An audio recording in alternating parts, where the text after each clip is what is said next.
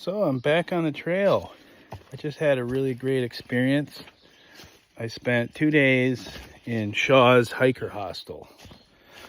So my last day, or my second to last day in the 100-mile wilderness, I had wanted to do a 20-mile hike into Shaw's Hiker Hostel, which is in Monson, Maine.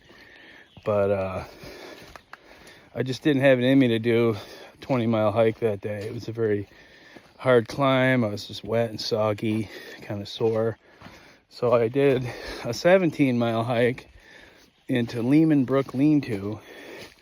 So then the next morning I had a 3-mile hike into Shaw's Hiker Hostel to the parking lot where they pick you up. And it was a very special place. Shaw's Hiker Hostel is near and dear to my heart. I stayed there in 2015 when I hiked the trail, and it's a very historic hostel on the Appalachian Trail. It's in Bill Bryson's book, A Walk in the Woods. But I think in 2014 or 2015, a young couple bought the hostel. It was a couple of through hikers, husband and wife. It was Poet and Hippie Chick, and they had hiked the trail in 2008, and they felt like it transformed their life, and so they decided to buy this historic hostel and give back to the trail. And so they have this really great hiker hostel. It's just a very well organized, comfortable place. When you get there, they give you either a soda or a beer and a towel. And they have several beautiful showers you could take. You could do your laundry. They give you spare clothes to wear to town as you do your laundry. And they have a beautiful pancake breakfast in the morning that you could sign up for. And you get blueberry pancakes, eggs, bacon, and home fries. It's like really delicious. And you get a bunk or a private room. And then there's a gear shop, which is a really good gear shop for everything you need. And Poet actually is a poet. When he drops you off in the trail, when you're ready to start back on your through hike, he gives you a poem and like a liturgy almost of inspiring words to inspire you on your further journey on the trail. And so it's just a great place. His wife, Hippie Chick, her parents used to own the Appalachian Trail hostel in Millinocket, which was the first hostel I went to back in 2015 to help get me onto the trail in Baxter State Park. And her father, his trail name is Old Man, and he gave me a ride back then out to Baxter State Park, and he is an amazing storyteller. He told some really amazing, inspiring stories about the trail. Got me really excited, motivated, and then I got to meet him yesterday because they were visiting their daughter, and it was really cool. Got to talk to him. I got a hiker hang tag that I put on the back of my backpack that says I'm an AT through hiker, and I got a few things in the gear shop. I donated my puffy jacket to the hiker box so that some other hiker can use it.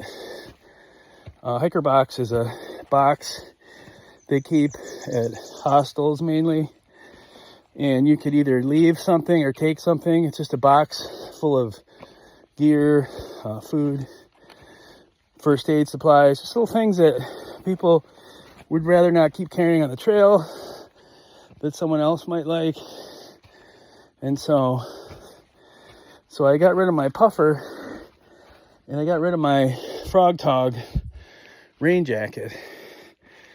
And I got a sand bob fleece, which is a lightweight, really warm fleece. And I got a really good waterproof rain jacket that also works as a wind shell. So, and I also reduced my weight. I got rid of my AWOL guide and my physical journal book that I'm probably not going to use. So I donated that. So now my pack weight is down to around 13 pounds again. I got resupplied with food, and I spent a lot of time just hanging out with fellow thru hikers. Some were going north, some were going south, and we just kind of casually hang around the picnic tables and talk about the trail, and go to town, eat these really good sandwiches they have at the general store.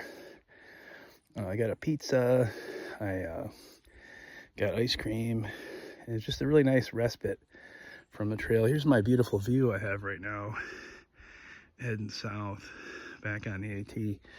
So I didn't really document every day when I was in the hostel, because I don't really like to impose on people and film them.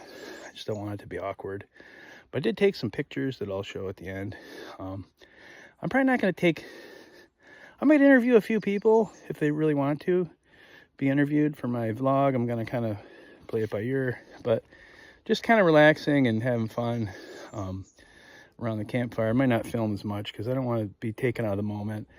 And I don't want to take other people out of the moment because everybody acts a little different on camera. And, you know, I don't want to have to bug people, ask permission to film and stuff like that. But I'm trying to get some more footage of other people because it's really not a solo experience as much as it may seem when I'm filming myself. But it was a very social experience. There's a few SOBO hikers I met. Not really a cohesive group yet like I had in 2015, but I have a lot of trail left to do. But I just feel really refreshed and inspired.